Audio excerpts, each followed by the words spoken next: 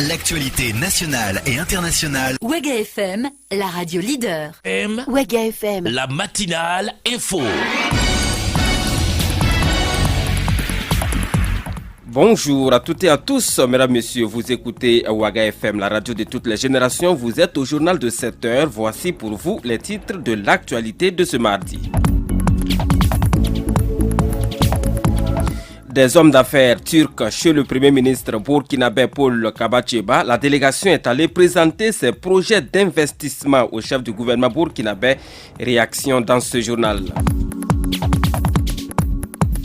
À Bobo Dioulasso, le nouvel élu à la tête de la Chambre de commerce et d'industrie s'appelle Lassine Diawara. À peine élu, il a été installé dans ses nouvelles fonctions. Ses ambitions pour l'économie de la région des Hauts-Bassins sont à suivre dans ce journal. Le 11 décembre Kaya 2016, c'est dans quelques jours seulement, les différentes articulations de la fête de l'indépendance sont déclinées dans ce journal par les différentes forces vives de la région. C'est dans un mini-dossier signé Gérard Sanou. Sport, cyclisme, le champion 2011 du Tour international cyclisme du Faso est très en colère. 5 ans après son sacre, il n'aurait pas encore reçu les récompenses promises. Par conséquent, il observe depuis quelques jours une grève de la faim. Bangba Zidouemba s'exprimera dans ce journal. C'est Salif Kabouré qui l'a rencontré pour vous. Mesdames, Messieurs, une fois de plus, bonjour à tous et bienvenue à l'écoute de ce journal que j'ai le plaisir de vous présenter. Les infos sur Ouaga FM, présentation Paul-Miki Rwamba. Les infos sur Ouaga FM, l'actualité nationale. Je vous le disais à l'instant, une délégation d'hommes d'affaires turcs a été reçue en audience hier lundi 28 novembre 2016 à la primature par le Premier ministre chef du gouvernement Paul Kabacheba. À sa sortie d'audience, le président du groupe MRD International et chef de cette délégation a décliné l'objet de cette visite aux hommes de médias. Erkan Alper est au micro de Franck Aristide Jefa. L'objet de notre rencontre avec son Excellence, le Premier ministre, consistait à parler de projets. Nous sommes venus ici au Burkina Faso pour réaliser un certain nombre de projets, dont la majorité concerne la jeunesse, savoir la recherche scientifique et l'innovation, les technologies nouvelles qu'on vient de discuter avec le ministère de la Recherche scientifique et de l'innovation concernant, ne serait-ce que, pour vous donner un exemple, une université virtuels, donc des amphithéâtres universitaires, des logements de campus universitaires et puis aussi des logements pour étudiants. Nous avons parlé d'infrastructures routières, on a parlé aussi d'énergie. Certains de nos projets concernent la construction de centrales hydroélectriques, 800 MW et de 5 mini-centrales. Nous avons un projet de construction de 50 000 logements sociaux. Nous sommes là aussi pour construire la voirie nationale, chemin de fer, si ça fait partie de nos projets, 260 km de chemin de fer et aussi 260 km de route qui joignent le Burkina au Mali, le Burkina à la Côte d'Ivoire, à Kesekounou.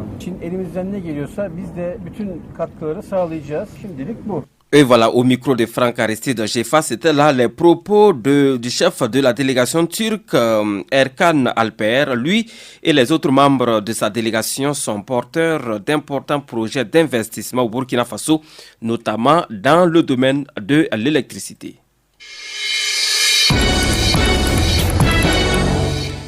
Direction Bobo Dioulasso à présent, où l'opérateur économique Lassine Diawara, sans surprise aucune, a été élu à la tête de la Chambre de commerce et d'industrie de la localité.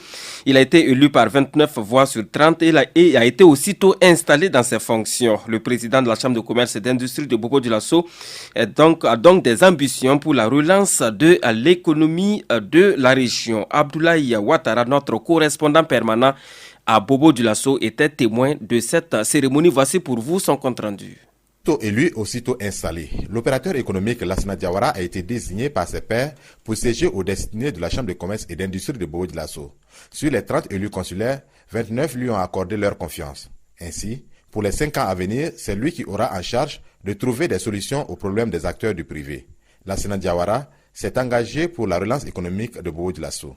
Je voudrais placer ce mandat sous le signe de la relance économique des hauts bassins et au-delà de tous les Burkina Faso, Bobo étant donc la région par excellence qui tire l'industrie si on se fonde sur le fait que c'est une région qui a un potentiel agricole important et par ailleurs les grandes industries et le commerce et la plateforme logistique du Burkina Faso se trouve à Bobo à travers donc le port sec de Bobo-Dioulasso. Nous voulons essayer de redynamiser tous ces secteurs pour que ce soit donc un relais important de croissance pour toute l'économie burkinabé. Les autorités administratives se sont réjouies de voir que les acteurs de l'économie de la région des Hauts-Bassins se sont accordés sur l'essentiel. C'est le secrétaire général de la région des Hauts-Bassins qui a installé Lassina Diawara dans ses fonctions. Vous savez que la Chambre de commerce vient de sortir d'une zone de turbulence. Depuis l'insurrection, nous avons assisté à la mise en place de délégations spéciales. Aujourd'hui, les délégations spéciales voient leur mandat s'achever avec l'élection justement de nouveaux bureaux. Alors nous les avons installés officiellement dans leurs fonctions en les invitant à travailler dans une synergie d'esprit, dans la cohésion, dans l'entente, surtout avec le consensus. Parce que comme vous le savez, nous sommes une région qui regorge de beaucoup de potentialités économiques. Malheureusement, comme je l'ai dit, nous avons traversé une zone assez turbulente qui a ébranlé vraiment les affaires. Alors donc, ils ont la lourde responsabilité de travailler à redorer les choses pour que l'activité économique puisse reprendre afin que la région des Hauts-Bassins puisse reprendre vraiment ses lettres de noblesse et répondre à son nom de région vraiment économique du Burkina Faso. Lassina Diawara aura à ses côtés son filleul Ag Alassane Sienou comme vice-président. Le poste de secrétaire général est assuré par Juste Siriaka Nakanabo. Et voilà, c'était un compte rendu signé Abdoulaye Ouattara, notre correspondant permanent à Bobo-Dioulasso. La suite de ce journal, il est 7h07 à Ouagadougou, à Bobo-Dioulasso et partout ailleurs au Burkina. Hier, lundi 28 novembre 2016, a eu lieu à Ouagadougou la signature d'une convention de financement d'un projet d'insertion et de stabilisation socio-économique des jeunes et des femmes dans la province du Sénou, région du Sahel, entre l'Union européenne, l'Italie et le Burkina Faso. L'objectif de ce projet est d'améliorer la résilience des ménages vulnérables de la province du Sénou et d'augmenter les revenus des jeunes et des femmes par le développement d'activités génératrices de revenus. Le compte rendu pour Ouaga FM est signé Rosalie Konkubo. C'était à la délégation de l'Union européenne que la convention qui contribuera à renforcer le leadership féminin, la stabilité et la cohésion sociale dans la province du Sénou, région du Sahel, a été signée. Le ministre de l'Agriculture et des Aménagements hydrauliques, Jacob Ouedraogo, apprécie cette coopération de l'Union européenne et l'Italie avec le Burkina Faso. Je voudrais saluer l'excellence des relations de notre pays avec l'Union européenne et la République d'Italie qui se matérialise ce matin par la signature de la convention du projet d'insertion et stabilité socio-économique des jeunes et des femmes de la province du Sénou, région du Sahel. La présente cérémonie montre la place que nos deux partenaires accordent au développement socio-économique des femmes et des jeunes du Burkina Faso, quand il est vrai que ces deux couches de la population constituent le socle de développement de notre pays. Puis il a s'agi pour Jean Lamy, ambassadeur de l'Union européenne au Burkina Faso, de décliner les actions prioritaires qui seront menées concrètement dans le projet. Nous sommes réunis ce matin avec monsieur le ministre de l'Agriculture et avec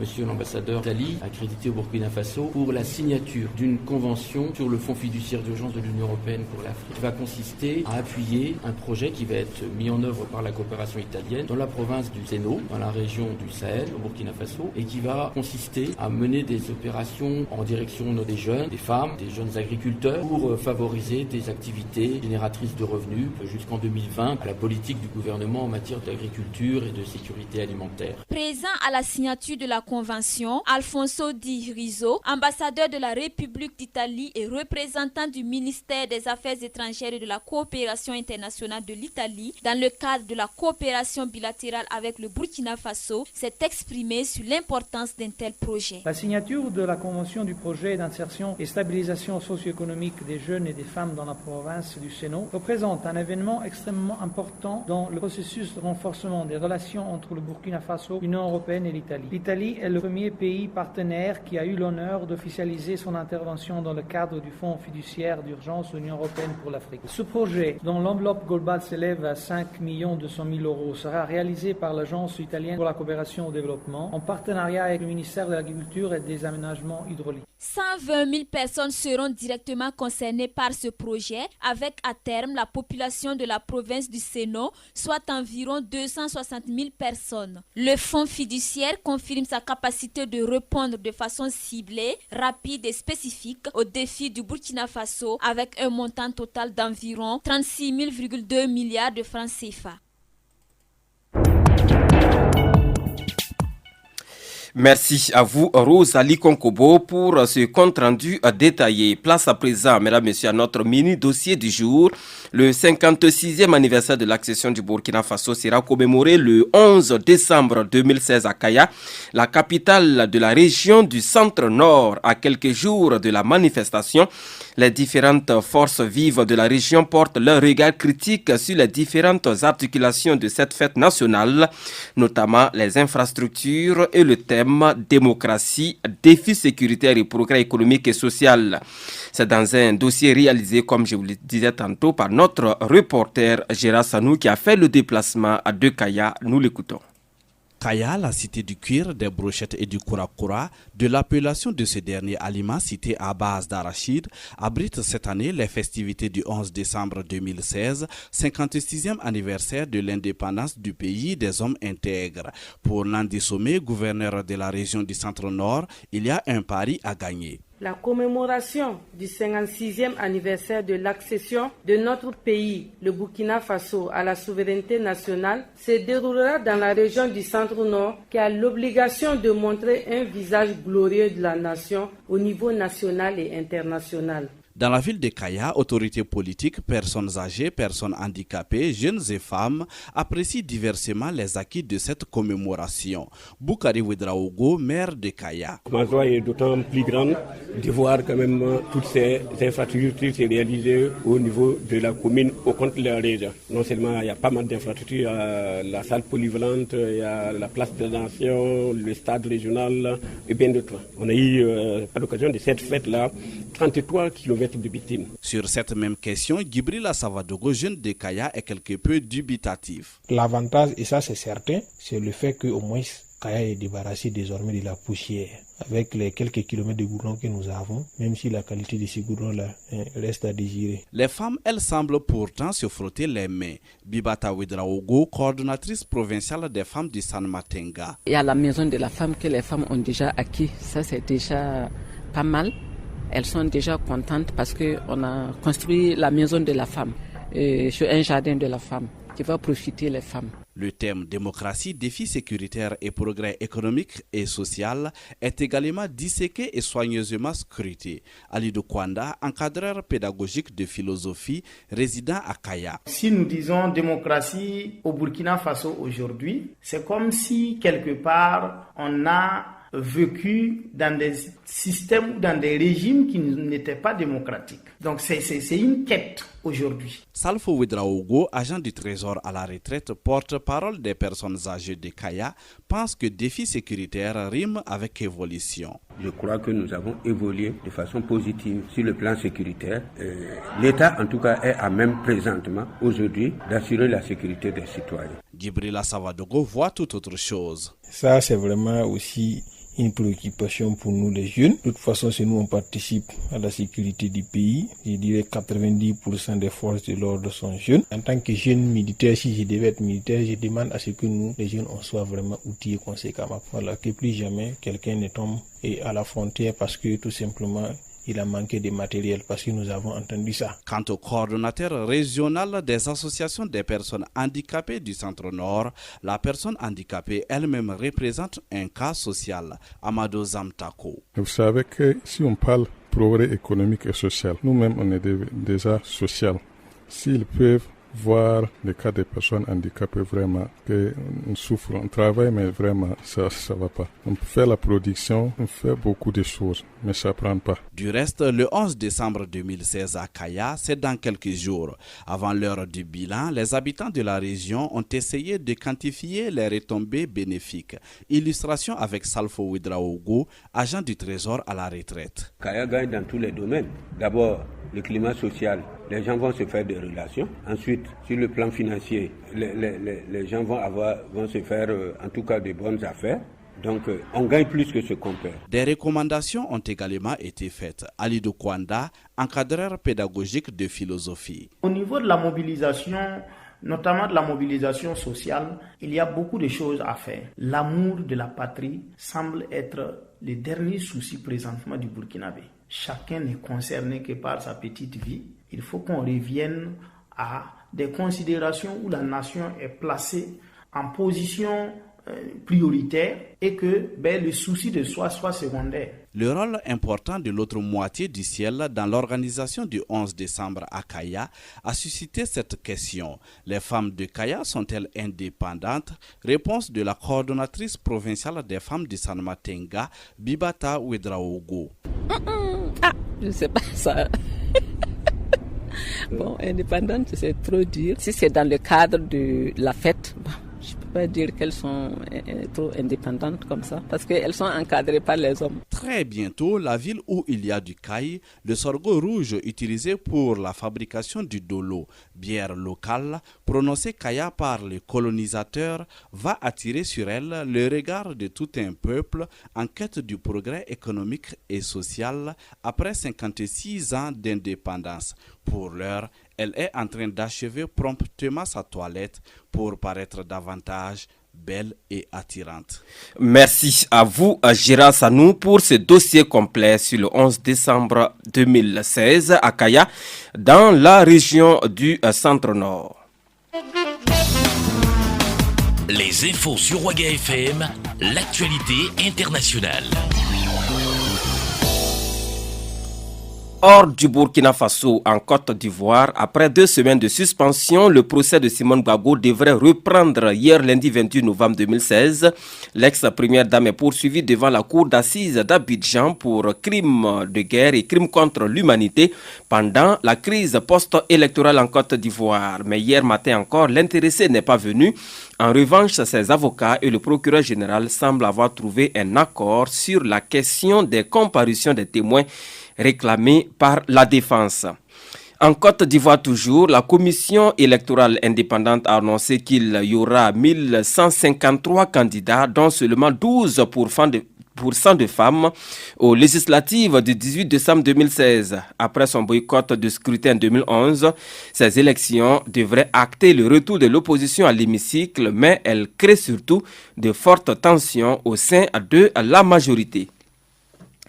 En Gambie, pour terminer, on vote le jeudi 1er décembre 2016 pour une élection présidentielle. Mais cette élection présidentielle semble déjà jouée, tant Yaya Jammeh tient son pays d'une main de fer depuis 22 ans. Cette période électorale est néanmoins une fenêtre pour l'opposition qui peut critiquer le pouvoir et le chef de l'État et tenir des réunions. La campagne se termine ce mardi 29 novembre 2016 à minuit. Les deux camps préparent leur dernier réglage. Mesdames, Messieurs, à présent, la page sport de cette édition du journal sur Ouaga FM. Les infos sur Ouaga FM, la page sport.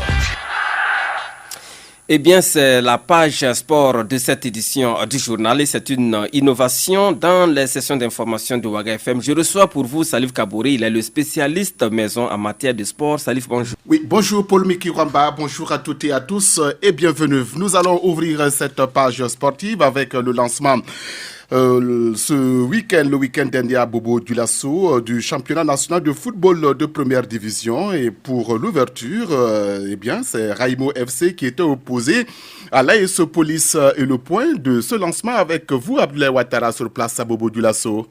L'ouverture du championnat, l'AS Police était face au poulet de l'international burkinabé Raïmou Ouedraogo. Dès l'entame du match, c'est l'équipe de Raïmou FC qui s'est fait sentir. À la 33e minute, Sidi Yanogo d'une tête plongeante bat le gardien de la police, 1-0. À la reprise, l'équipe de la police pousse et met la pression. La défense des rouges et jaunes de Raïmou FC finit par céder. Eli Yamego marque pour la police, 1-1, et c'est le score de parité à la fin de ce match. Quoi de plus précieux pour l'entraîneur de l'AS Police? Et c'est vrai, nous avons été menés au score.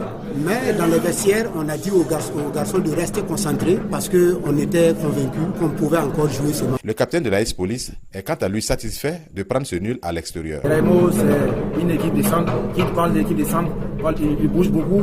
Bon, mais on a su rester en place au moins pour pouvoir les contenir. Dieu merci, ça a marché. Pour le coach de Raïmou FC, Borema Zongo, plusieurs facteurs ont joué à sa défaveur. Bandé était malade, à peu près il a fait 1 mois. Il a repris, ça ne vaut même pas 2 semaines. C'est pas normal qu'il commence le match. Physiquement, il n'était pas prêt. On a estimé qu'il doit jouer à peu près 30 à 35 minutes. Ça pour lui, j'étais dehors. Sinon, c'est notre meilleur attaquant. Il faut dire que nous avons des problèmes de licence. Le capitaine, lui, reste confiant que l'équipe va jouer sa partition dans le championnat. Souvent, on est là. Souvent, ça va.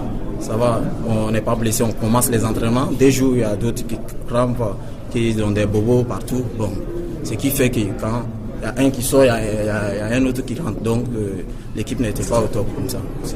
Un premier match que le président de la Fédération burkinabé de football, Sita Sangaré, apprécie. Oui, je pense que c'était un bon match parce que c'est le début du championnat et traditionnellement, ça va au petit trot. Mais on a vu des équipes très engagées et qui en voulaient. Et je pense qu'il y a eu de beaux gestes techniques de part et d'autre. Et sur l'ensemble du match, je pense également que le match nul était mérité. Non, nous plaçons ce championnat sous le signe d'un renouveau de notre football parce que nous souhaitons vraiment ardemment que les matchs se disputent sous la présence d'un bon public. Nous avons souhaité que les 2 championnats se disputent concomitamment et à l'instar de ce qui se fait ailleurs. Donc nous espérons en tout cas ainsi donner un nouveau relief à notre football.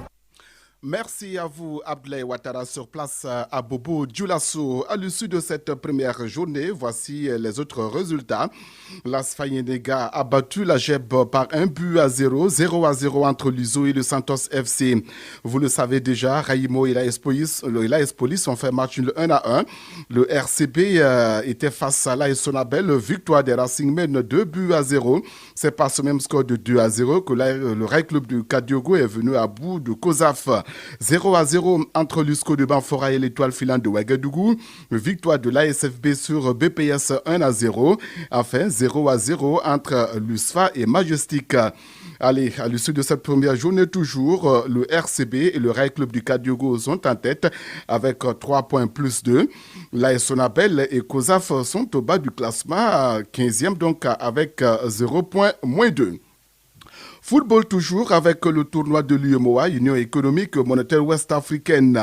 Lors de sa première sortie, l'équipe nationale de Burkina Faso, les étalons ont été battus par le Sénégal 2-1.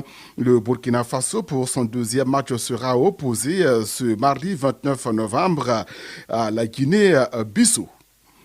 Cyclisme à présent avec cette grève de la faim du cycliste burkinabé. Il s'agit de Zudwemba Bangba. Rappelez-vous, lors du Tour du Faso 2011, il avait remporté le maillot jaune de la compétition. À l'époque, la promesse lui avait été faite que l'ancien président Blaise Compaoré lui octroierait une maison, chose donc qu'il n'a pas obtenue, d'où sa grève de la faim pour revendiquer son dû. Nous l'avons rencontré. Écoutez-le.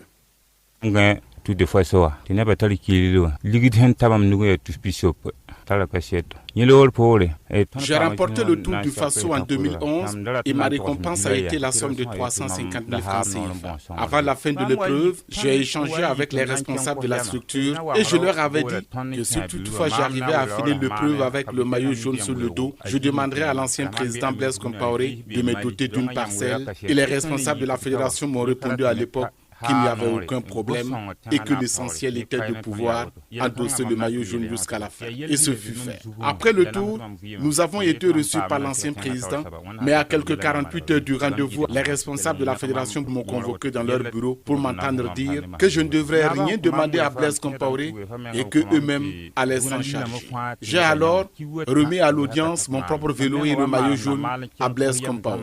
Sur le champ, l'ancien président, satisfait de ma prestation, a promis de me doter d'un vélo performant. 3 mois après, je ne voyais rien venir. Je me suis rendu à la présidence et la 3e fois, des hauts responsables ont appelé l'ancien ministre des Sports, le colonel Yacouba Ouedraogo. Ce dernier a ensuite cherché à comprendre. C'est alors que le même jour à 15h, le bureau de la fédération m'a convoqué pour me faire remettre ce vélo. Aujourd'hui, je n'ai plus rien. Je n'ai même plus de vélo pour compétir. Je n'ai pas de logis. Je demande tout simplement aux autorités actuelles de trouver une solution à mon problème.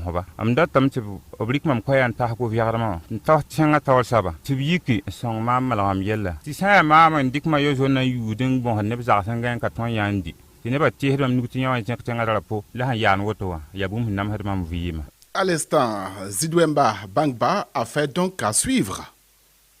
Merci à vous, Salif Kabouré, pour la page sport de cette édition du journal. Et merci donc d'être passé dans ce journal. Les infos sur Ouaga FM, la page sport. Voilà, mesdames, messieurs, c'est tout pour cette édition du journal sur la radio de toutes les générations. Merci à vous qui nous avez suivis. Gardez vos positions d'écoute car dans quelques secondes seulement la une des quotidiens avec Yolanda Zumbara.